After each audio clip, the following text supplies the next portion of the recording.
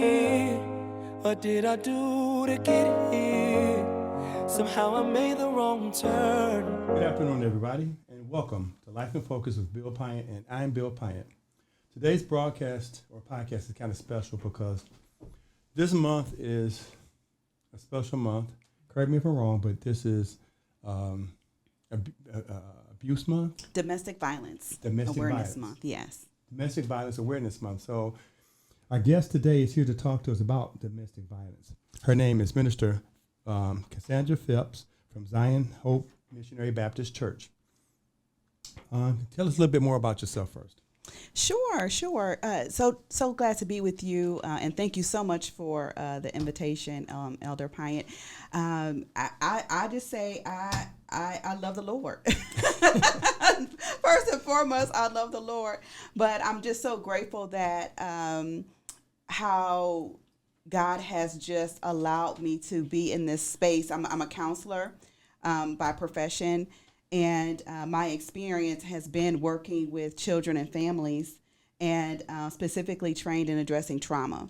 And so, but I'm also in ministry. And so my passion and my heart has always been, how do we meet the needs of the spiritual, but also the clinical needs too, as we are helping people with their life purpose and are in their journey. And so I'm just grateful to be here tonight. I'm glad you said that, because the one thing that I noticed in the New Testament, every time Jesus ministered, not only did he feed the people spiritually, he also took care of their physical needs. Yes. And as pastors, as ministers, as people put in a position of authority in a church setting or even in any kind of setting, your responsibility, the Bible tells us, is to know your sheep. Oh, yes. Right? And the thing about what people don't understand is, you as a minister or a person of the cloth are supposed to be a servant minister, right? Mm-hmm. Jesus washed his disciples' feet. The disciples did not wash his feet. That is so true, yes. He set that example for us. Mm-hmm. And today, I think a lot of times we get it wrong. Mm-hmm. And when I hear young couples talk, and I hear young men say, I'm the head of my house, you better do what I say. Mm-hmm. That's not what God intended. Jesus says, I stand at the door and knock. He didn't knock the door down. That's a good point. So we as men are supposed to set that example. We stand at the door and we should knock. Mm-hmm. Our wives have to make the decision to follow us. Mm-hmm. And Jesus says, if you don't follow him, then you don't belong to him. So we as men are supposed to ingratiate or have a purpose, and our wives or a wife to be has to sign on and say, I am willing to help you with that purpose God has given you. Yes. And then their marriage has a purpose. Mm-hmm. So in a marriage, a husband's supposed to serve and protect. Mm-hmm. And sometimes when I'm doing premarital counseling, or if I'm talking to a man and we one-on-one, and he says, well, how can you tell a successful man? I say, look at your wife and children. If you provided the environment for them to thrive, for them to grow, for them to prosper in, then you are a successful man. Now, I'm not saying that's easy. Hey, that's real talk right there. So that's why this show is kind of special, because I want to ask my guests to do something that's very hard. Mm-hmm. What we go over today, I want them to take it, apply it to themselves, and see if they fit in any of these categories. Okay, yes. See if anything that we say today matches them. And then the thing about it is, if the part that matches you is not the good part, we're going to ask you to step out on faith, grow in Christ, and change. That's really good, because what I'm hearing is about self-reflection, self-awareness and self-reflection. And we talk about that a lot, even from a counseling perspective, too, is that we don't have the power to change anybody. No, we don't. But we can look within ourselves and do our own self-evaluation and have our own aha moments to really figure out, okay, what is it about me that I would need to work on, or what is about me that maybe accepted certain things or tolerated certain things, or, what is it about me that I need to grow more in for myself? And so that self-reflective piece is so important. But I believe that God is a God that gives us strength, and he is, with the whole guidance of the Holy Spirit, he's our teacher, he's our comforter. And so that's all about us growing Yes, spiritually and growing in who God has called us to be, right? And so, yeah, a lot of times we want to kind of point, or so-and-so should do this, or so-and-so, but what do I need to do, right? And so that self-awareness piece is so important. And the thing about it, I tell people that you can't change someone else's reactions. Yeah. You can only change how you act. That is so, yes. And if you want to change someone else, you change yourself, and you change how you present yourself to that person or how you interact with that person if you want to bring about a change. Yeah. So, can you tell us a little bit more about yourself? How did you get involved in this? So, it's a funny story because, I grew up in Detroit, and I actually played the violin. I went to Cass, and I was in the orchestra, and my heart's desire was to be a music teacher. Okay. My mom, of course, did not approve. It's like, what money you gonna make being a music teacher? That's the truth. But at the time, I was just so passionate, and I love music, and I ended up getting a full tuition scholarship to go to Eastern Michigan University, and I auditioned, I got accepted, but halfway through the program, I ended up getting a lot of pain on the right side of my body, and I couldn't play anymore. And so I prayed and I prayed, because my first 2 years was taking music classes, because when you're a music major, you start as a freshman. And so I'm like, well, what am I going to do now? And so I prayed about it, and that's when God called me into ministry. And so, he told me I was going to preach and teach, and I was like, okay. And I and he used music as a metaphor, analogy, when he called me, that you're used to playing with a composer tells you to play, but now I'm going to be your composer, and I'm going to tell you what to say, and I'm going to give you the words, and it's going to flow like rivers of living water. And so I started the journey of being in ministry, but then I still didn't know what to do with college. And so and I was like, well, if I can't teach, then I'll do counseling. And so that's how I started the track of going into counseling. But more recently, the last year or so, I launched, Fired Up Ministries, and I launched Clarity Counseling and Consulting, because God really put it in my heart to really meet and address the clinical and the spiritual piece together. Okay. And so I actually started off doing substance abuse prevention. Mm-hmm. I started doing grief and loss workshops, and then this past year, my whole focus was on trauma healing workshops. And so it was just such a need, and that's what God has put on my heart to do, and I've just been doing it ever since. But I realized that people are really struggling, especially during the pandemic. Mm-hmm. During the pandemic, it was really crucial time because a lot of people were really suffering in silence. They didn't know what to do for help. They didn't know how to address their grief. They didn't know how to address their traumas and things like that. And so education is so important. And that's why I really was excited to be a part of this podcast, is because a lot of people really don't know what domestic violence looks like and how that shows up. It's funny, right? Because I was witnessing to a young lady in Lowe's one day, right? Mm-hmm. I spent a lot of time at Lowe's and Best Buy and those places because I like to do things and build things. Mm-hmm. And I actually used to work in Lowe's. So I was up there, and I was actually buying some paint and some other things for this room, right? Okay. And we were putting it together. And I went to this one young lady. She had been with her boyfriend for years. Mm-hmm. They had actually formed a family. They had 3 kids, doing pretty well. They were looking at trying to buy their first house together. And I said, and so I assumed they were married. She said, oh, no, we're not married. Mm. So we started talking about, well, maybe you should get married. You're living that life, blah, blah, blah, blah. But then we started talking more. To her, marriage meant a husband who was coming home beating on you. Ooh. Someone who was tipping into the kids' bedrooms. Oh, wow. Because that's what she grew up. That was her experience. And so when I started talking about the different things that marriage brings, and she's like, I don't know about that.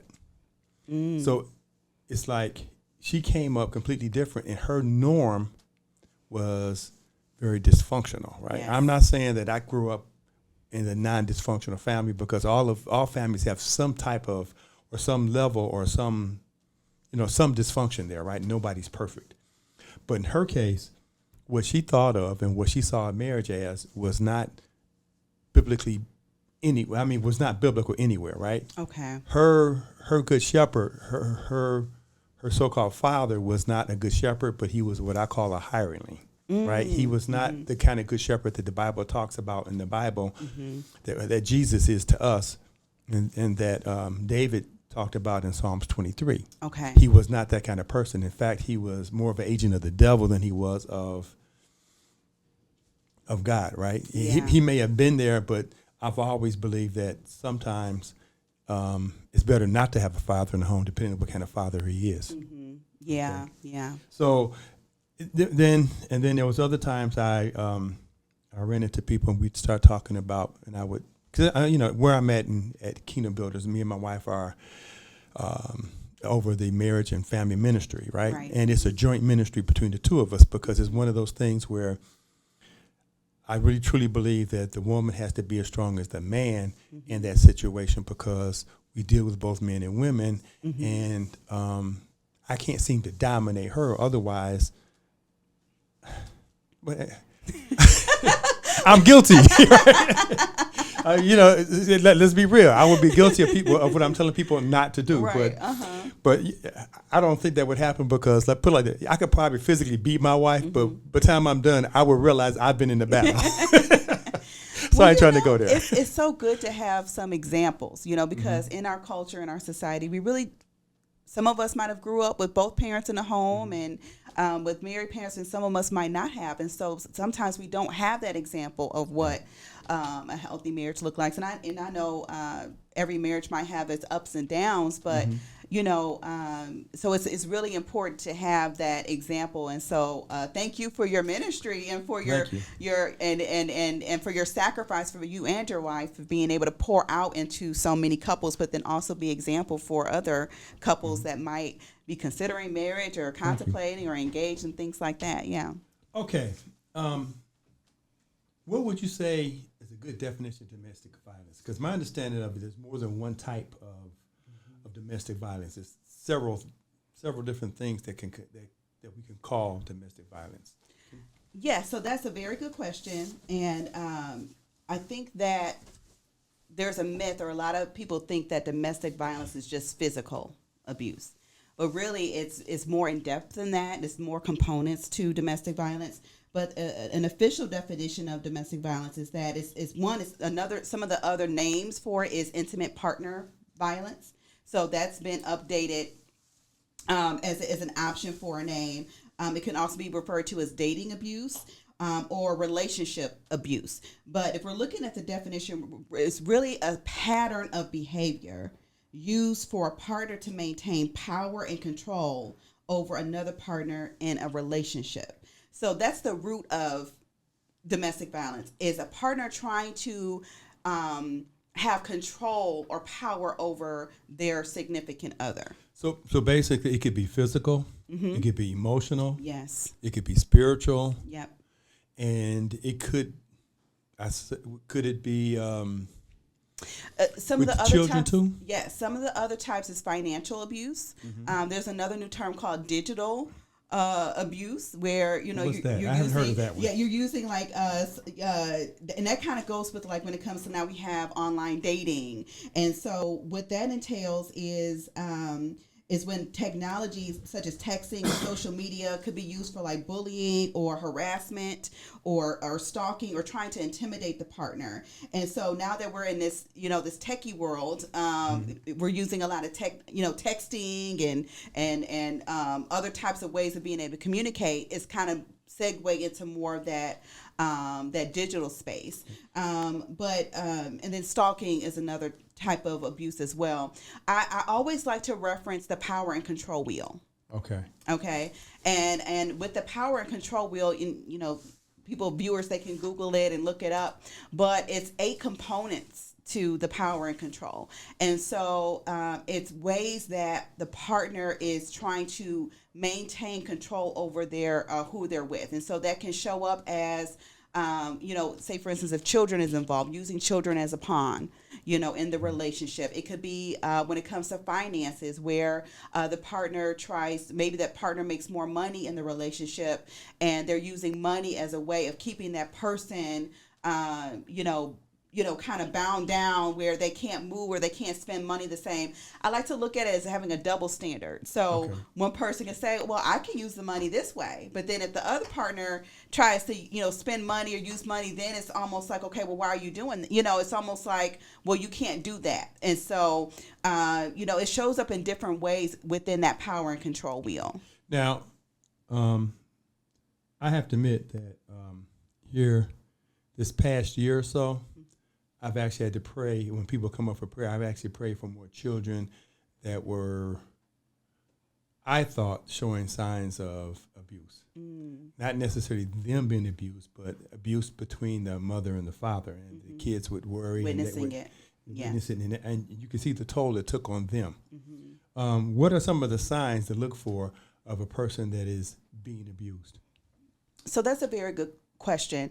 When you're looking at abuse and when you think about domestic violence, that shows up and looks like post-traumatic stress disorder. So otherwise known as PTSD. And there's certain symptoms that shows up with that. And so a lot of times people think that PTSD only happens to those that are fighting in the war, veterans and things like that. But no, PTSD is in our community. It's in our backyard. It shows up in with adults and with children. And so there are 4 different categories to PTSD. And it could be where, and some of the categories would be where it shows up in our emotions and inability to control our emotions. So it could be where we might be hypervigilant, meaning that we feel like we're on edge or we're extra irritable, or we have you might see someone that might be overly emotional, or they were like, well, why are you acting like that? And they just have a hard, like they're maybe constantly crying, things like that. That's how it shows up in the emotions. Would be anger would be a sign of it too? Yes, definitely. Another symptom of PTSD is our thought process and our thinking. And so where, we might present to where we might really struggle with how we think about certain situations, and where we have a lot of negative thinking or negative self-concept of ourselves. So you're saying basically, if I can sum that up, you're saying that basically the person doesn't value themselves as highly. Yes. So basically, how the Bible tells us that we're supposed to view ourselves the way God views us, they're not doing that. Correct. And also living in fear. Because that's now we have this negativity now where we're fearful, we're afraid, and that's really how trauma shows up, is living in fear. Because of the situation that's occurring, and it can. Sometimes it could be a single event or a single incident, or it can be ongoing. And so if you're experiencing or being witness to a certain type of domestic violence circumstances, situations, it really causes the person to live in fear. And so that's not good. Of course not. No. Of course not. Because now you're on edge, right? You're on edge, or you could have we call it, might look like panic attacks or anxiety attacks, like you're, sweaty palms and like heart beating really fast, like the same type of symptoms that someone experiences in a war is the same type of symptoms someone is experiencing every day. I know I was going to try to keep this conversational, but I'm going to ask you some stats now. Okay, yeah. Because from my understanding of it, the 2 groups that has the highest percentage of that PTSD we talked about, that has the highest percentage of being abused, and you correct me if I'm wrong, and let me know if you have some stats on this, but are Black women and Native American women. Yeah. And I actually had a chance to look at some data here. It was actually recently in the Michigan Chronicle. They came out with an article that said 45% of Black women in Michigan present with domestic violence or some type of similar type of domestic violence. So situation. if I'm looking at my congregation and I look at, I can expect almost half of the women in my congregation may be suffering from some type of domestic violence. Depending, is that unrealistic? Well, it really depends, because it could be happening or it could not be happening within your congregation, or it could be happening in with other women that are in the community. It might be showing up with those that attend your church, or maybe not. But I think that it's important to, one, be aware of the warning signs, right? And being aware of what it looks like. So that way, if you are counseling, or if you are encountering someone like in worship or in Bible study, and you're seeing certain things that, as you're building relationships with people, and as you're hearing certain things, or maybe someone is telling you about how their relationship is going, and you start to hear some of those warning signs, it's important to be aware. And I'll just give you an example. I'm a part of the new membership academy at my church, and one of the things that I really started being more intentional about is that when we are offering or discipleship, and we bring them to the back room, and we start asking them sometimes I can see the emotionality on people. So they're either, they break down and they start crying, but I started asking the question, like, how are you? What's going on? Mm-hmm. Right. And sometimes they open up and share, sometimes they don't, but I'm inviting to ask the question. And you won't believe what people are really struggling with and going through. But they're at the place now. This is a place of worship. This is a place of community. As people open up and people share, how can I be a listening ear, and how can I be aware of the warning signs, so that way I can either provide resources or support. But it's really important of creating that environment of safety and welcomeness for people. And to be frank with you, the church should be one of the safest places you could be. Yes. I know growing up, the one thing that me and my wife always said was that we wanted our house to be a sanctuary for our children, that they can come home and they feel safe. Mm-hmm. They don't. And the one thing we tried to do was not let them grow up too soon. That's a good point. That was very important to us, right? And so our actions had direct impact on how if our kids had to grow up too soon, or you know what I mean. It's so if you're in that position where you are suffering from domestic violence, how do you ensure that your children will be okay? Because I can't see how a kid can see that and still feel safe. Correct. That's a very good point. And because as children, they're more aware than what we think. Right. And right. And to be honest, a lot of domestic violence behavior is a learned behavior, and so if children are growing up in that environment, the question becomes, what are they learning about what is acceptable behavior? So, in other words, if I'm a man and I'm abusing my wife, I'm teaching my daughter that it's okay to let a man abuse her. And I'm teaching my son it's okay to abuse your significant other. Yes. And I'm also as a mother, yes. you're telling your son it's okay for you to grow up and to treat women any old kind of way. Yeah. Right? And so we might not be directly saying that, but that's what we're teaching. Yes. And because our environment is a form of learning, right? So what goes on in our environment is what kids also pick up of what is acceptable. And as we know, kids are very, very, they're like sponges. So they're going to play out what they observe, right? And so it's and I know sometimes it's really tricky, especially when you have kids involved, of how to handle certain situations. But at the end of the day, they are impacted as well. I love when I'm working with kids, there's a really good book called A Terrible Thing Happened. And it's about a squirrel named Sherman. And he talks about how he saw a terrible thing and he started acting out, because it's also going to act around the kids' behaviors. Right? Yeah. And so it's a really good book to try to help teach kids about trauma, but also connecting the pieces, because a lot of times us as children and as adults, we might have these maladaptive behaviors where we're acting out, or we're angry, or we're aggressive, or, and we're emotionally unstable, but we're not really able to connect it. Well, I'm acting out because of X, Y, and Z, because this is happening. And so the book really helps with learning how to put the pieces together, but then also, how do I start to get help? How do I start to see someone? And the name of this book is? It's called A Terrible Thing Happened. A Terrible Thing Happened. Yes. Yep. And so it's a really good way to help explain what trauma looks like to kids, but also a way for them to open up and maybe share what from their perspective. For sure. Now, that brings me to another question. You talked about the signs of abuse in an adult. Now, would those signs be the same for a teen or for a child, or would they be different?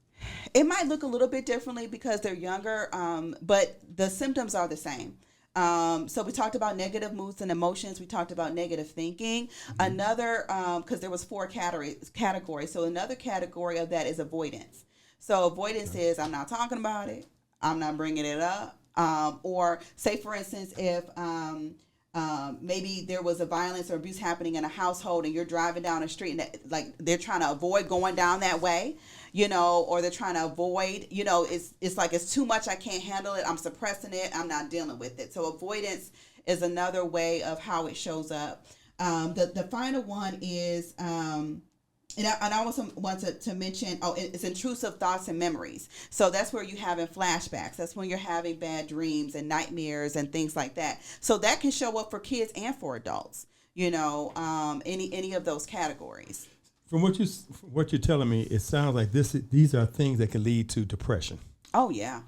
Oh, yeah. And I've dealt with some people in depression before, and depression can get to a point where they don't even want to get up in the morning. Oh, yes. They don't even want to see the sunshine. Mm-hmm. The best time for them is when they go to sleep and they don't have to realize Right. nothing going on, right? Yeah, So they don't like waking up. They don't like getting up. Mm-hmm. So can you see these signs in adults and also in children when they have these yes. abuse? And so one of the areas that I used to work with, I used to be a home-based therapist. Mm-hmm. So I used to actually go to the homes and do therapy, very intensive therapies. I used to go to the school and do therapy or out in the community. And so there was a lot of youth that I worked with that had school avoidance that just did not go to school. they were at home. And so, but they really struggled. And not only depression, but it also can show up as an anxiety too. And so once again, it's living in that fear, but then also living in a state of hopelessness and despair and things like that. And I know that's not God's will for us. No, right? It's not. God said that to be free and free indeed, right. And I come that you might have life and life more abundantly. Right? Exactly. And so, Satan tries to take it away. God tries to give it to us. Yes, exactly. Yeah. Now, the next step to me is that, okay, with all that's going on, it can, correct me if I'm wrong, but this is something that can lead to suicide? Oh, especially if someone already struggles with experiencing like suicidal thoughts or, suicidality, when you're under pressure and when you're under stress, remind you, it's post-traumatic stress. Right. So really you're living in a state of stressfulness. And so there's things that will trigger that. And so if you're constant, because a part of the domestic violence is it could be physical, it can also be emotional abuse. And so if someone is, if you're with a partner that's putting you down, degrading, criticizing, bashing, things like that, that affects someone's self-esteem and their self-worth and their self-value.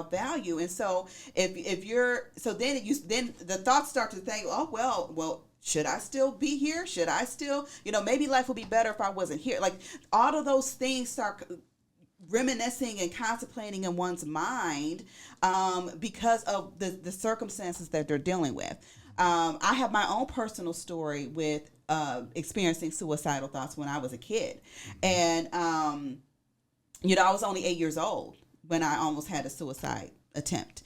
And, Is that a result of domestic violence? It wasn't a result of domestic violence, but I would say that, I experienced some things as an older when I became an adult, but it was a trigger for me because the same type of thoughts that I thought as a kid, as I became a grown up, is like it came back. And we call them negative core beliefs. So I'm not good enough. I'm not smart enough. Everything the Bible says you are, it says you're thinking you're not. Exactly. And I finally had to come to the point where that because Christ died for me, that I can have life and live, then why would I give the enemy a seat at your table? To take me, why would I take myself out when I already know the enemy's trying to take me out, right? That's like, right. I'm not going to make it easy for him. Christ died so that I could live. That's right. So I really had to come to that conclusion in my mind that, you know what? That's not going to be an option for me anymore. Because Christ died so that I can live and have life. So I'm not going to make it easy for the enemy by doing his job for for him, but it's a real struggle though. It's a real struggle because a lot of times also when you're dealing with domestic violence and you're dealing with PTSD, you're operating in survival mode. Right. And so you can be in like fight, flight, or freeze. So like you're constantly in a state of instability. And so that means you're not thinking logically. No. You're operating off of your instability of emotions. You're not logical. And so that's where you're under a lot of stress and pressure. So you're not going to be able to like clearly see yourself through those situations. So that's why the suicidality piece is a big risk factor. Because people are not operating they're operating in survival. They're not really operating in a place of stability and of peace. Well, you reminded me of a scripture, 2 Samuel chapter 22, verse 49. It says, "Who sets me free from my enemies? You exalted me above my foes. From a violent man, you rescued me." So that kind of reminds me that the Bible does not preach violence against your family, violence against your spouses. It's actually against that. So what do you recommend for a person who finds themselves in a situation? Well, first of all, let's say I'm not married and I'm dating.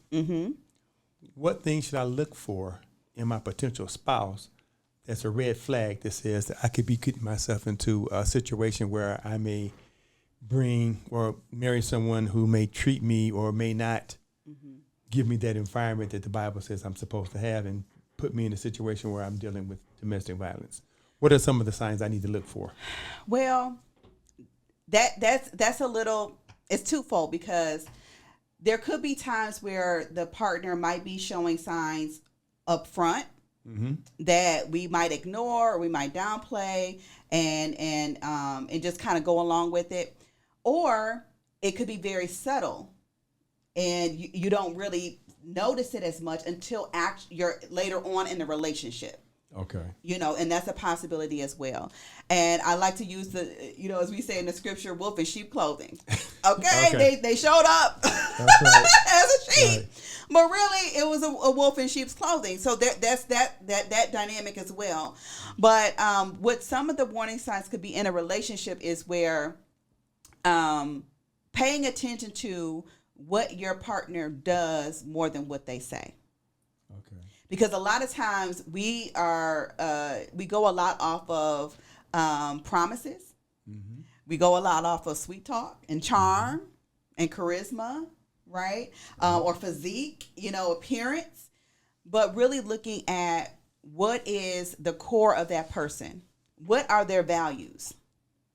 A lot of times we talk about compatibility and chemistry and all of that. But what I've learned is to look, what are your values? What do you believe in? But not only what you're telling me, but are you showing it?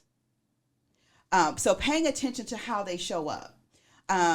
Also, if you're noticing any type of, a lot of times, we might be wooed. It's like, oh, they want to be around me all the time, or and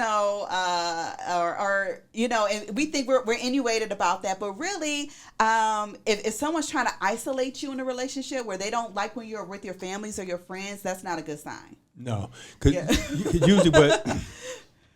Hate to say it, but that's the devil's playbook. The first thing he does is try to isolate you, get you by yourself, stop you from coming to church where you can get where you can get support. Now you by yourself. Now he can really abuse you. Yeah, because you have no support. You're not around other people. That's exactly how. And that's why saints need to be with each other. If you start having problems, don't go away from church. Get yourself back in church where you can receive help. Yeah. So you're right. That's the first thing in the devil's playbook is to isolate a person. Yeah, and actually have those hard conversations.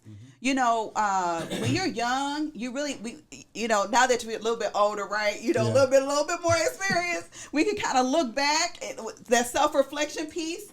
Yeah. So there's certain things that I really learned along the way of having some really hardcore conversations early about what does relationship look like to you, or how do you see your as a husband or as a wife? What does that look like? Expectations of each other, and really paying attention. I mean, I know it starts off as lovey-dovey and in the beginning, but really at the core, what do you believe in, and what are you expecting from the other person? Now, the one thing that I did notice about a lot of people inside of abusive situations, they have a tendency to blame themselves when the other person is the one who's being the abuser. Yeah. What makes a person go out and blame themselves for causing the abuse when they're really the person, when they're really the victim, right?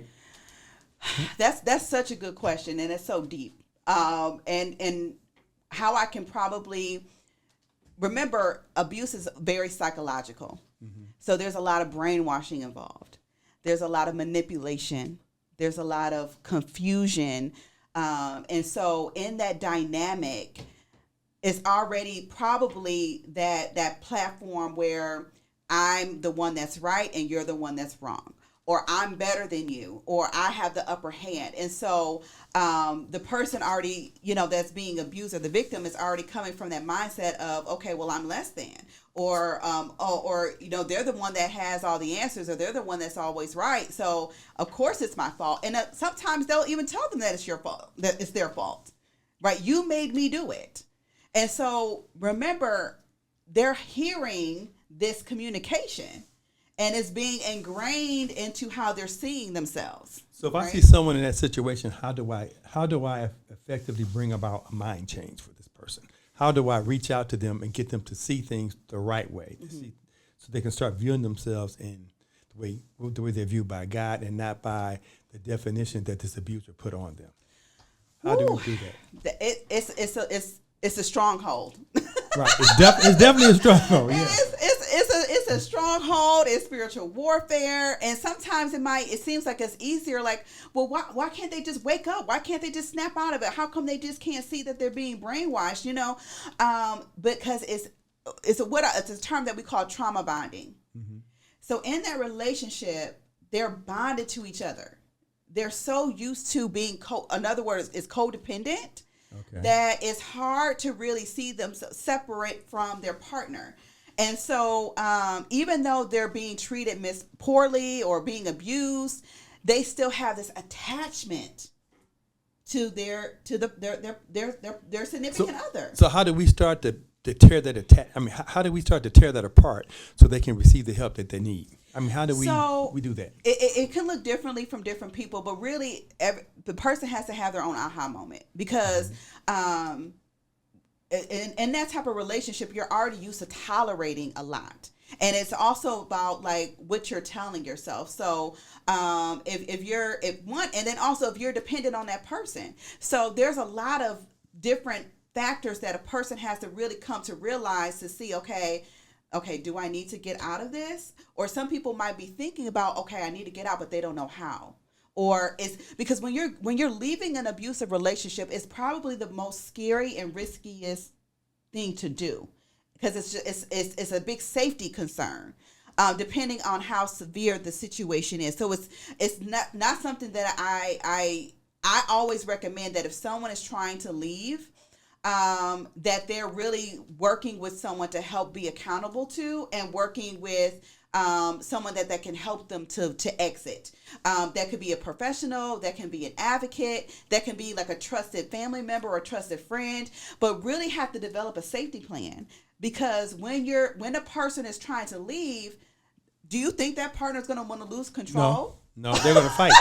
Right. Just like when we try to leave and turn to God, Satan comes at us with everything he has. Of course. Just think about Pharaoh. Yeah, do you think Pharaoh wanted to let his people? Oh, no. He had to go through several plagues before that happened. Yes. So basically what I'm hearing, a person who finds themselves in that situation, they're not in a very easy situation. No. They're in a very difficult situation, and they really need someone that they can trust. Yeah. That's someone they can reach out to and at least start to share. Yeah. And then it also sounds like they got to be like Jeremiah. They got to lay out a plan. Mm-hmm. They can't just jump up and just, I'm going to do it, or run their mouth, say, I'm leaving, and then get smacked down. Yeah. They got to plan and be smart about it. Yes. I like to say be strategic. It's like you're playing chess, not checkers. Okay. You have to be steps ahead. And then also if you have children involved, and so, but there are places available. There's shelter. And see, sometimes they don't want to go to a shelter. Maybe and even though there might be family members or friends, but it's also like, it's very scary leaving what you know, if that's what you know, right? Education is also very important. Learning about the power and control wheel, learning what abuse looks like and shows up, because a lot of times people are in those relationships or situations and they've learned to accept it as normal. And so a lot of times it becomes their normal, and they're not really making the decision like, okay, well, this isn't good for me. Like, I need to get out of this. A lot of times they just come accustomed. That's all they know, basically. Exactly. Yep. And mind you, there's also what we call the honeymoon phase, because so the partner, on one hand, they're tearing them down, or there might be abuse, but then on the other hand, oh, I love you. I love you. Oh, you know, I can't live without you. Like, and so there's that confusion again, because on one hand, you're tearing me down, but on the other hand, you're trying to lift me up and compliment me. And so then in the victim's mind, they're thinking like, oh, well, maybe they're changing. Maybe they're getting better. And so then you have that sense of hope, but really it's false hope, because then the cycle starts again, right? That the partner gets triggered, and then they start over. Like, it's a vicious cycle. But in the other person's mind, they're like, oh, well, maybe there's hope that things will get better. So I'll stay. So that's why it's so hard to get out, because it's very confusing, and it also it's not safe too. So you have to really have a plan in place, but really also, but a lot of times people are not there mentally to even come to realization, I need to get out of this.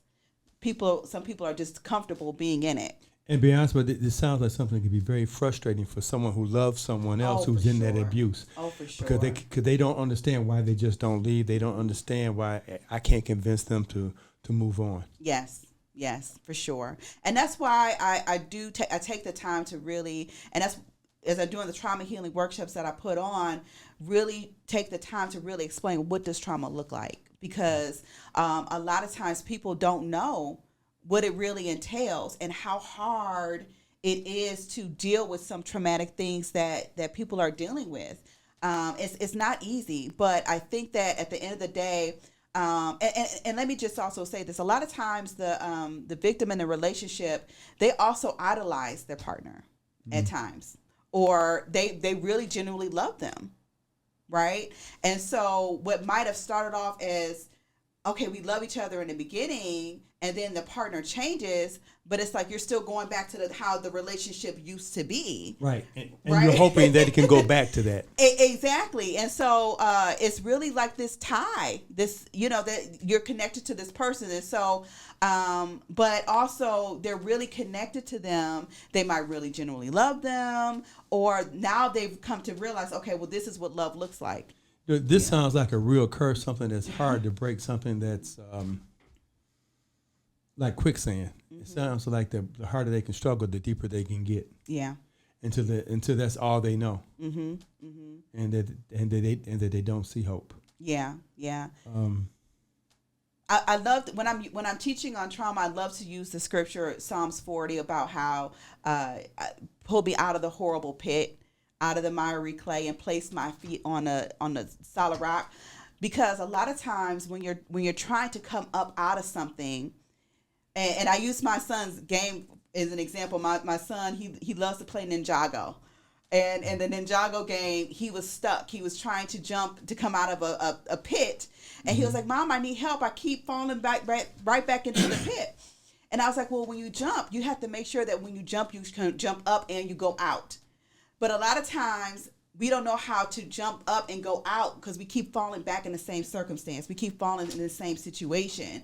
But God's desire is that when you're coming out of something, that he's going to pull you fully out of it to where then you're stable and you're on a solid rock. And not only that, but he's also said, I'm going to give you, I'm going to establish you and order your steps, right? So meaning that he's going to give you purpose. Right. But a lot of times when we're trying to get out of our mess or our situation, that's the frustrating piece, is because we keep falling back down in the same situation because we're not changing. We're not changing the way we think. We're not changing our circumstances.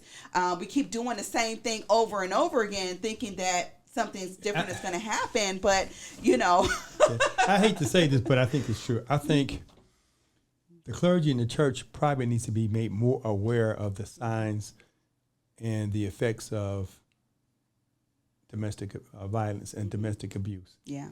And I think that the church is probably the best place for a person to get help. Mm-hmm. Mm-hmm. Because if the clergy and the ministerial staff are aware of what those signs are, they can work with a person. And going to church once a week every Sunday or 2 times, 3 times a week, they can actually get help and they can actually try to find their way out of it. Mm-hmm. But it does remind me of the children of Israel leaving Egypt. Yeah. In the Last Supper. Yep. Bitter herbs, no time for leaven. Your stuff is on your back. We gotta go. You gotta go. Ain't got no time for this or that. You hit the road running, but you don't know where you're going. Exactly. But when the children of Israel left Egypt, all they had was trust in God, that God will guide them, right? Yes. And sounds like a person who's in this domestic violence or who's suffering from it, they need to take that step, trust in God, and be like the children of Israel and hit the door and keep on running. Yeah, it definitely takes courage, and a level of faith. And a lot of times, I think that people, they don't realize how strong that they really are. Yeah, because it takes something inside of you to finally wake up and see what it is, and that your life is important, and God values your life, and you have something to live for. In that type of dynamic, even say for instance, it's not even physical abuse, but there's emotional abuse going on, like that's slowly killing the person. It is. You know what I'm saying? And so, it can lead to depression. It can lead to suicidal thoughts. It can lead to but you're still not living the life that God has called you to live and be who God has called you to be. Right. And so, to really get to the place to where, you know what, there's more than this, because a lot of times I say it's like living in a fog. You know, you're just not aware sometimes. You're just not fully aware. But that's why, it's always my prayer. And that's why this podcast is important. To share awareness so people can realize that, okay, this is not healthy. This is not okay. This is not really a way to live. But there's hope to be able to live on in a better life, separate from this type of toxic dynamic and toxic relationship. Is there a number or a place people who are not ready to leave yet, mm-hmm. but they're being touched and they realize that I may be in this situation, mm-hmm. that someone they can call and talk to, so that they can start to begin to build the courage to leave? It's not, to me, this is not a process that happens overnight. This is something that you have to. Yes. And I definitely encourage, of course, there's national domestic violence hotlines, mm-hmm. That are very helpful, because when you call a hotline number, they can help direct you to maybe resources, organizations that are local. There's also different places where sometimes people can get free counseling if they experience domestic violence as well. And so I highly encourage that. So a lot of times people might be concerned about, I don't have enough money, or my insurance and things like that. But no, there's places where you can actually get free counseling. And when you call those national domestic violence hotline numbers, they can help directly. And I don't want to say them because, it's also a place of safety for some people. And when you disclose those places, then it's sharing awareness to where people might be residing. And you don't want that. Right. Yeah. So I definitely recommend calling one of those national numbers. But also, I work for Detroit Wayne Integrated Health Network, mm-hmm. Where we offer community mental health services for people that live in Wayne County. Every county has community mental health agencies, and then also we have now what we call CCBHC agencies, which are certified community behavioral health clinics. Regardless of your insurance, regardless of what county you live in, there's counseling services available. And so a lot of times, especially if you have families and there's different dynamics going on, there's services that are available to help the whole family unit as well. And like I said, I used to be a home-based therapist, right? So if you have someone that, and a lot of times we can see things in a different manner, right, for home-based services than when someone comes into the office. right? Because you're in their home and you can actually see the interactions. Exactly. Yeah, you can see the dynamics, and so it's a more hands-on approach. But there are services that are available, and so I highly encourage to know that it's okay to seek help. I know sometimes there's still a big stigma when we're talking about counseling and we're talking about getting help, especially as we talked about the statistics about, Black women, and as Black women we're known as being strong and not asking for help, and we have it all together, but well, I got a thought on that, and basically usually when people are strong like that, that's because they have to be. It's not because they want to be. Exactly. Yes. Exactly. And so, it's so funny because, and I'm a counselor myself, but there is a time, and also for those that have employment, EAP is an option too, which is the Employee Assistance Program, where you can get up to 5 sessions for free, through your employer. There's like an agency that they can connect you with. But there was a time where I utilized EAP, and I completely blocked out that whole experience. I was talking to a colleague of mine who's also a counselor, and she was like, "Oh yeah, have you ever been in counseling before?" I was like, "No, I never did that before." And I was like, "Well, wait a minute. I did go see somebody. I couldn't even remember why I went to go see her." That's that's not uncommon though. Right, that's not uncommon. So I still had her number in my phone, and I called her, and I'm like, "I know this might seem weird or strange, but I remember seeing you, but I can't remember why I saw you. What was my presenting problem?" Did she tell you? She did, and I had to clutch my pearls. I was like, and I was like, really? But if I would have only paid attention back then, because sometimes we show up where we can do really well with our career, we can do really well at church and in ministry, but our personal life, oh my, that's a different story. Different story. And so, but the one thing that she said that really stood out to me, she said, "It's amazing what the brain does to protect itself." So,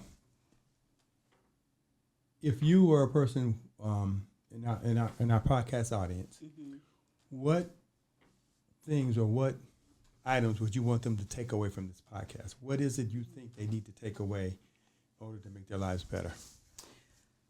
Well, one, I would say that any type of abuse is not okay, and it can happen with any gender, any race and ethnicity, any social economic status, any whether you're in a city or the suburbs.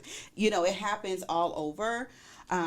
But for those that are maybe contemplating or wrestling what they should do in the situation, knowing that they're brave, they're strong, that God loves them, and as they continue to pray and seek guidance, I believe that they will be led to the way to freedom. And so knowing that freedom is possible, and God's desire is that we are free. Yes. And, and so, that it is possible to get out, and that they're not alone. Other people have been in situations that have been similar, but there is hope. There is hope to be able to get out of those type of situations. But not only once you get out, once again, there's still additional support that's needed, because one, your mind is still like you could be physically out of a situation, but your mind might still be in bondage. Right. And so it does take that ongoing work. So in other words, allow yourself, give yourself and allow yourself time to heal. Correct. Yes. Okay, so that's very important. It's a healing process. It's a healing process. It doesn't happen overnight. Yes. We would like it to happen overnight. Right. But reality says that's not what's going to happen. Yes. And the other thing too, your worst enemy is fear. I believe. Yeah. Fear will stop you from getting free. Yes, it will. So what you got to do is overcome your fear. Rely on God and overcome your fear. Don't be I can't tell you not to be afraid. And what I should tell my kids when growing up was, it's not that you're afraid. It's not fear itself. It's what you do when that situation arises that makes the difference. Yeah. Do you stand up And God is calling you to be a curse breaker. Yes. Break that curse. Don't allow that curse don't allow your children to be under that curse. Don't even love yourself enough so that you no longer live under that curse. But have that freedom that the gospel promises. Have that peace of mind, God's peace of mind. View yourself the way God is. You are special because you're made in God's image.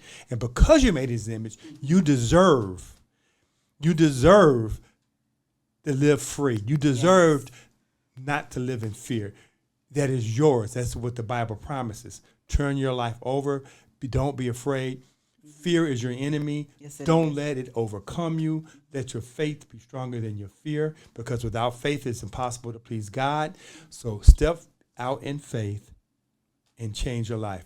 That doesn't mean you can do it overnight. That means you may have to plan. You may have to plot. That's you may right. have to find someone to help you. And what we're going to do after this podcast, we're going to post numbers and websites that you can go to find for help. Now, in case you're the one that is the abuser, we ask you to seek help.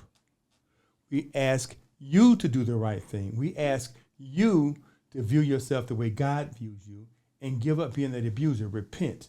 Don't be a Saul, be a Paul. And that could also mean counseling for them too. Yes. Counseling for them too. And, and there's also domestic violence assessments that, that can be taken and getting connected for services as well. Are those assessments on the internet?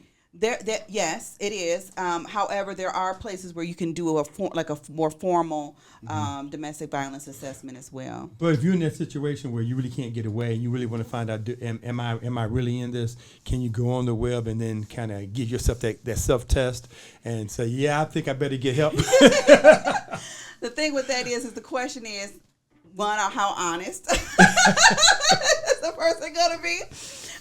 Or especially if the partner is like, well, I want you to do this. And like, okay, well, how honest are you going to be? That's why I also encourage to do it with the professional. Okay. Yes. But I'm thinking out of fear where they can't get away. Yeah. Right? It is available. Yes, it is. Yes, okay. It is available. But But there's help for, I highly recommend, because it requires a change in behavior, right? And that means you have to also change the way you think. And but if I'm hearing you correctly, yeah. you're telling the person right now that they don't have to do it alone, that there is someone out there who will hold their hand, that will embrace them, that will help them and lead them out. So they don't have to be alone. They don't have to do it alone. Correct. Yes. Yes. Okay, so we're going to put those resources on our web. Yeah. Okay. Well, I'd like to thank you for coming. Thank you. I'd like to thank you for sharing. Yes. Yes. And I hope this is an episode that I think is long overdue. I think that I'm glad they had this month for domestic violence. I'm glad that we're able to do this because I really hope that this reaches out to some people who really need the help. Yes. Who are in that situation and they can find their way out. Because that's a dark tunnel to be in, especially by yourself. Yes, it is. That's not a life that God wants for you. It's not, he doesn't want you to be in pain and in suffering and worried and scared all the day. He doesn't want you in that. That's not how he designed you. That's not how he made you. And that's not your purpose. Yeah. He came to give you life and give you life that more abundantly. Imagine being able to wake up in the morning, not having to face the things that you have to look at, but being able to look out and see the sunshine and enjoy life. Yes. It's a promise to you that you can do this. Please, people, please. If not for yourself, but for your children and for those who love you, but also especially for yourself. And I'd like to thank everyone for coming today. And this is a very special episode. Go on our website or even look at the what's posted there, and we'll have links and we'll have places you can go and resources you can reach out to. Thank you much. Thank you.